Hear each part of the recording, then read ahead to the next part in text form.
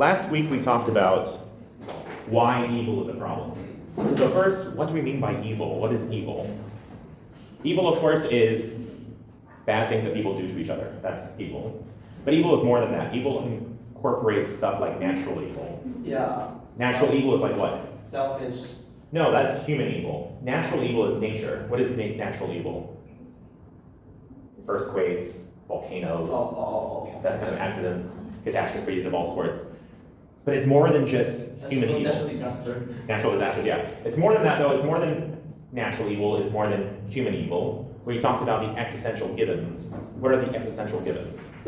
Essential given? The existential givens. To be human. When you wake up as a child and you become aware of yourself, you become self-aware, you are laden with certain conditions, certain responsibilities of being conscious. Some of these conditions are such like you have freedom. You can choose your actions, but then you have to bear the consequence for those actions. Mm-hmm. You also realize that you want connection with people, but you are always somehow separated from other people. There's always some kind of line, some kind of boundary between you and others. So you are always, in every sense, isolated and alone, no matter how close you are with your family and how close you are with society.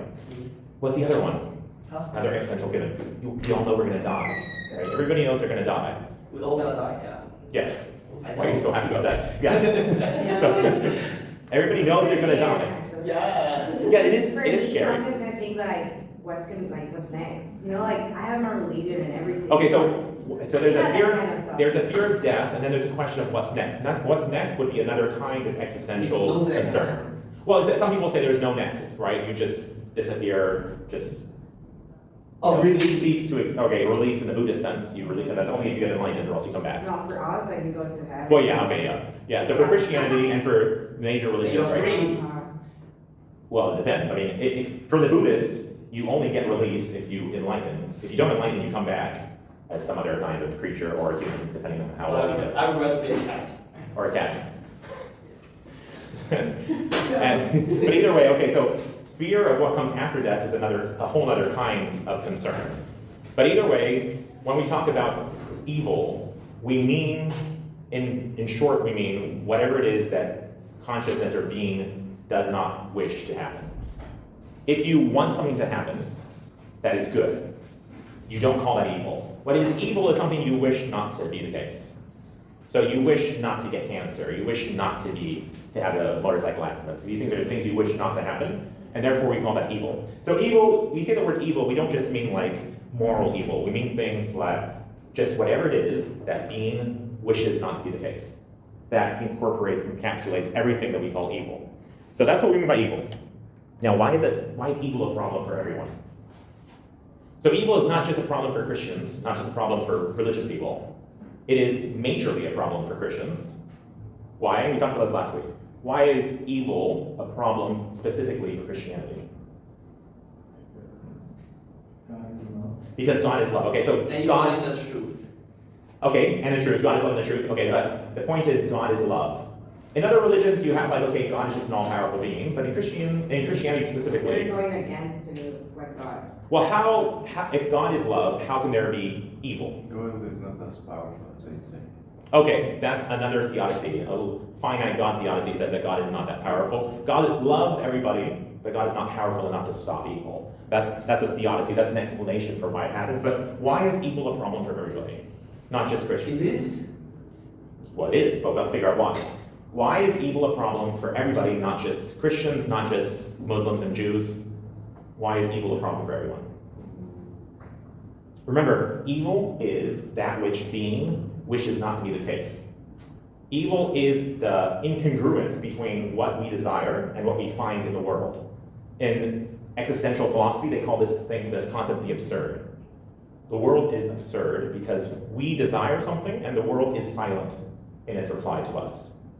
So for instance, we do not wish to end, we do not wish to die, and yet the world replies with death and suffering. We wish that not to be the case. All right, so there's something fundamentally disjointed between what we want and what existence gives us. This gap between the desire of consciousness, the desire of being, and the state of existence, this gap is what we call evil. The gap is evil. Therefore, Everybody has this gap, not just Christians, not just Muslims, everybody has this gap between what they desire and what the world offers them. There's this gap. Everybody has this gap, but why is this a problem? Some people might say, well, just get over it, like just accept the world as it is. Why is it a problem? Maybe people question like God's power. Well, see, it's not just a problem for people who believe in God. It's a problem for the atheists too. Because if there's a gap between what we desire and what existence offers, then how do we know that there can be any compatibility between consciousness and existence? Are we always in conflict with each other? If we are in conflict with existence, that means perhaps we do not understand what existence is, and perhaps existence is not meaningful. In order to do science, in order to do philosophy, we have to assume that there is some congruence between consciousness and existence. There has to be some agreement. There has to be some level of agreement between consciousness and existence in order for science to be possible, in order for philosophy to be possible. But if there's a gap between what we want and what existence wants, if there's a gap and that gap is too wide and it cannot be bridged, then there's a problem. There's a problem because there is no congruence. How do we do science? We have to believe in something in order to do science. Right? We have to assume. There's an idea that the world comes into existence at every moment. Like how do we know that it has? Believe in something, because how you're going to know it's right or wrong. Right? Yes, so like that. To do science, you have to assume something about the world. You have to assume that there is a world. You have to assume that yesterday existed. You have to assume that tomorrow will exist. You have to exist. I mean, yes. Assume? I mean, I guess for us, we know the past existed. We can use the word know, but we don't actually know. For all we know, we could be a brain in a vat. There's a thought experiment that says, what if all we are is like some mad scientist made a little brain in a test tube, and all we are is just this brain in a test tube in some lab that the mad scientist is running. We don't know the world is real. We don't know we are real, but we assume that. We believe that. We believe that. We believe that. And that's why this is a problem, because this tells us there's some kind of gap between what we believe, what we want, and what the world and what existence offers. And if that gap is too wide, this doubt creeps up and says maybe existence is in conflict with being. Maybe there's no congruence. Maybe science, but philosophy, maybe none of it is possible. Maybe we are deluding ourselves. So that's a problem. That's why evil is a problem, not just for a religious person, but for everybody. Okay, and then why should we, or why do we have to respond to this problem? Why do we have to respond to this problem? So remember I mentioned Camus says that the first and most fundamental question in philosophy is life worth living? Okay, so the question is life meaningful or not meaningful? If life is not meaningful, It can be, it cannot be. but if it's not meaningful, if there's no compatibility, if there's no congruence between consciousness and existence, if it is not meaningful, then you can't do science, you can't do philosophy. So the first question you have to ask is life meaningful? Camus says it slightly differently. He says the first question to ask is life worth living? But another way to interpret that is life meaningful? If you believe life is meaningful, you will live life. You will do science, you will do philosophy. But if you believe life is not meaningful, you couldn't do those things unless you delude yourself. That's how everyone do in philosophy. Okay, a lot of philosophy is people deluding themselves, I suppose. Okay, what would it mean to solve the problem? So this problem hasn't been solved. That's why people are having debates for the last 1,000, 2,000 years about this problem. Actually, even before it then. If you solve this problem, what would that look like? What would it mean to solve the problem? Ernest Becker is a guy who wrote a book called The Denial of Death. He says that he takes his ideas from psychology, Carl Jung, Freud especially. The idea is that all of our modern life is a construction that we build to escape the knowledge of death, the knowledge that we're going to die. So the reason why you fall in love and have kids and you have a job and you want to leave a legacy is because you're escaping this knowledge that you're going to die. So you suppress the knowledge that you are going to die, and instead you divert that energy towards something that's going to leave a mark on the world. It's what he calls immortality projects. You build an immortality project because you are afraid of death. This other philosopher, Heidegger, he says that human beings are being towards death. What does that mean? That means that the the fundamental description of consciousness, of being, is that it is always laden by this knowledge of death. It's inescapable, this feeling that life is finite and that we are going to at some point end. And everything that we are, everything that we do is based on this knowledge that we're going to die. Everything that we do, even the nice things that we do, the falling in love, the making families, the having babies, caring for your friends, all this stuff is driven by a consciousness that is neurotic, that is obsessed with its own ending. It can never escape this kind of weight of consciousness, this kind of weight of knowing. So he describes being, which is just the same word for consciousness, describes it as being towards death. All right, it's kind of a negative connotation, right? Now, if we solve this problem of suffering, though, to solve the problem of suffering would be to change the human being from being toward death to something else. As you can see, we have not solved this problem. If we did, we would no longer be being towards death, right? Death would no longer command our identity. It would no longer be the fundamental feature or the condition of existence. Something else would be. What would it be? What would it be to solve this problem? If we are no longer being toward death, what do you think we would be? What do you think we would become? It would be solving the fundamental question of philosophy. And it would, in that solving of the problem, we would transform what it means to be human into something else.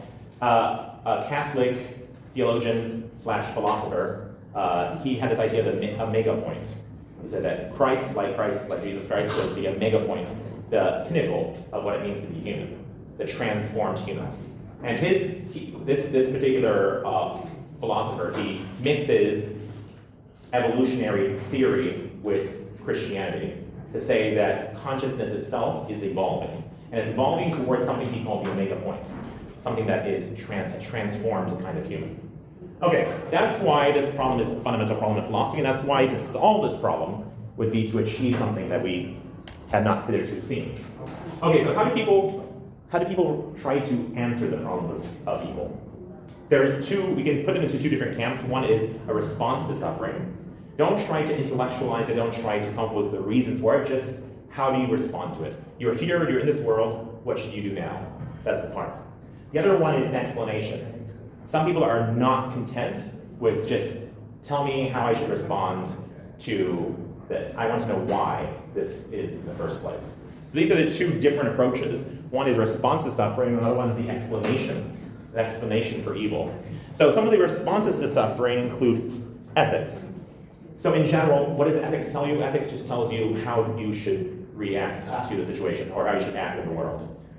Specifically the Stoics. Stoics are big on this. Stoic is a kind of philosophy, and they say the world is just the way it is, and what you should do is respond to the world with virtue.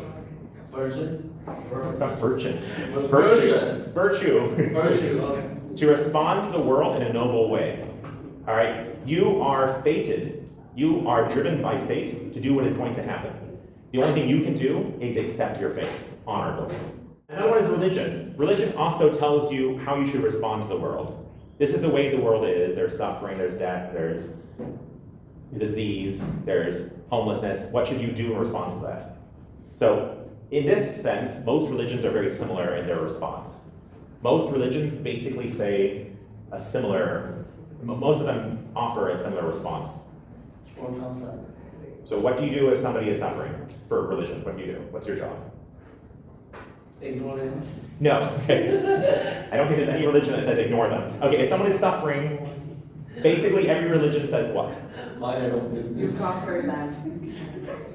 Okay, no, definitely not what he's saying. But yeah, okay, comfort them, help them, right? Most religions have some kind of ethical response to suffering that kind of overlaps with each other. Okay, existentialism. Here we have Camus again. Camus says something interesting about how to respond to the world. And in Christianity or religion, it's called the problem of evil. In philosophy, it's called the absurd, but it's basically the same concept. His idea is that you respond to the absurdity of the world in a revolt. Sisyphus rolling the stone up the hill. Have you ever heard the myth of Sisyphus? The gods condemned him to roll up a stone eternally. He rolls a stone up the hill, then at night it rolls back down, and then the next day he has to roll it back up again. over and over and over for infinity. Okay, that's his punishment. And this is kind of the condition of human beings. We are in this kind of condition. We are doing something like rolling a stone up a hill, only for it to roll back down later. And then we wake up again and do it again tomorrow. Okay, this is the condition we find ourselves in. What is his approach? His approach is that we can respond to this state of the world through a revolt, revolting against it. Revolting against it is an interesting concept. It doesn't mean the guy stops rolling the stone up the hill. Sisyphus continues to roll the stone up the hill. But instead of doing it as a punishment, he embraces his condition. He embraces the absurdity in a defiant revolt. There is a poem, somebody wrote a poem about his aging father was going blind, and he wrote a poem for his father, and the poem says, "Rage, rage against the dying of the light." The dying of light, his father is going blind, and the poem is saying, fight that blindness, fight against it. It's happening, it's going to come anyways, but fight it, right? That encapsulates the idea of a revolt. This is the world as it is given to us. It's going to end anyways, but fight until the end. Don't just let life take you. Make life work for it. Okay, that's Camus' response. Then the psychoanalysts have other responses too. So Fromm and Frankl, two existential psychoanalysts. Frankl specifically, his family was all taken to the camps in Nazi Germany. His whole family died, but he survived. He became, or I think he was already a psychologist going in, but he came out of this experience.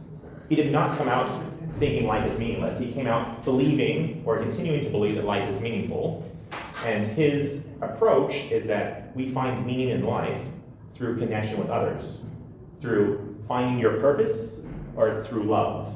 That's how we find the meaning of life. So their response, existentialism, especially Camus and Sartre, their response is that life is meaningless, and we need to accept it and embrace it in a defiant way. But these guys say, wait a second, life is not meaningless, life is meaningful, and the meaning of life is found in love. So as what the quote says from Fromm is that the only sane and satisfactory answer to the problem of human condition is love, right? Love is the only thing that can answer this problem. So there we see attempts at solving the problem of evil. We come to the end because these are the most modern ones, they're in the 1960s, they wrote about this. They're saying that love is the solution to this problem. Okay, these are the responses. What about the explanations? Okay, explanations. We have some theodicies. We talked about the original sin theodicy already. The other one is greater good arguments. So greater good arguments can encapsulate a bunch of different theodicies, such as free will theodicy. In order to have free will, we have to have good and evil. Right? That's the argument. God had to give us a choice to do evil if he wanted us to have freedom. That's the free will theodicy. Soul-making theodicy says that in order to evolve our souls, in order to learn lessons, in order to become fuller individuals, we have to go through this process that involves suffering, to evolve our consciousness, to evolve our moral character. Okay, another one is natural law. In order to have the world as it is, like in order to have waterfalls and trees, you have to have gravity. But gravity, some people can slip and fall and have an accident. That's because we have gravity, but gravity is necessary for the world to operate. Right, so that's another argument. These are all called greater good arguments. It's in order to have this better thing, we have to accept what we call evil. Okay, then we have process theology, like Vinny mentioned about the finite God. Maybe God is all-loving, but God just isn't strong enough, isn't big enough to stop evil. Maybe he's not strong enough yet. Maybe he will be. Maybe God is in the process of growing up, process of evolving. Maybe it's not just human consciousness that's evolving, maybe God consciousness is also evolving. In the end, God will be strong enough to stop evil, but he's not strong enough now. This is process theology or finite God. Finite God is a famous book called Why Do Bad Things Happen to Good People? It's a very famous book written by a rabbi, because I think his son was killed, or his son had some kind of sickness, died a horrible death, and so he started to question his own faith. And he wrote this book, Why Do Bad Things Happen to Good People? And his idea is that God is there suffering with us, but God is not able yet to stop suffering.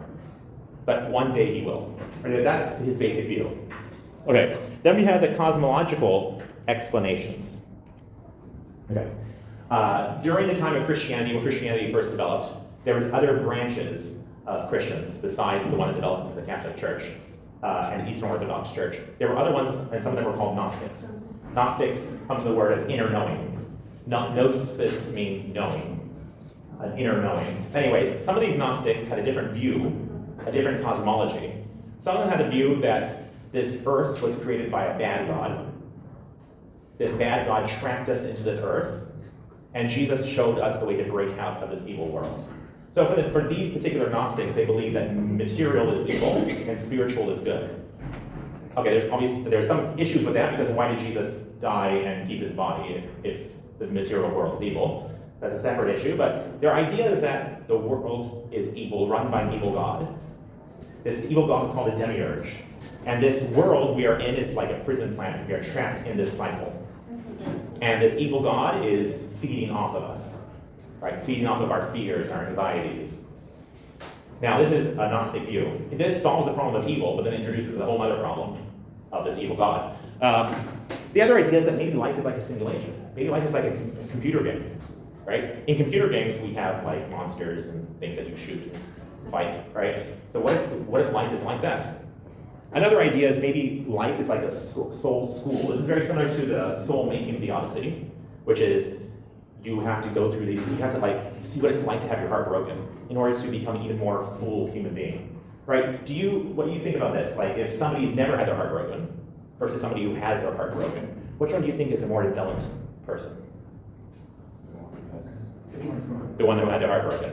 Getting your heart broken hurts like hell, but it in some way enriches you, right? Yeah. So this, yeah, spoken like someone who knows. Okay, so this idea is that you are going through a soul school. Earth is like a school. It's like a high school. And we're all here, and we're going through these different trials and tribulations in order to grow and understand and learn. Okay, that's another idea.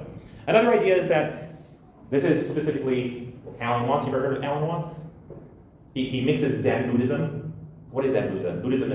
Zen Buddhism is what the Japanese took Buddhism, made it Zen Buddhism. And then Alan Watts got like Zen Buddhism with Christian worldview, mixed them together, and he has his own version of Zen Buddhism. And his idea is that what if life is like a dream of God's dream? So let's say in their view is only one God, right? We are all part of God. When God is dreaming, we are God in the dream. And this God is having this experience. So first thousands of years of first look, there's no time for God, right?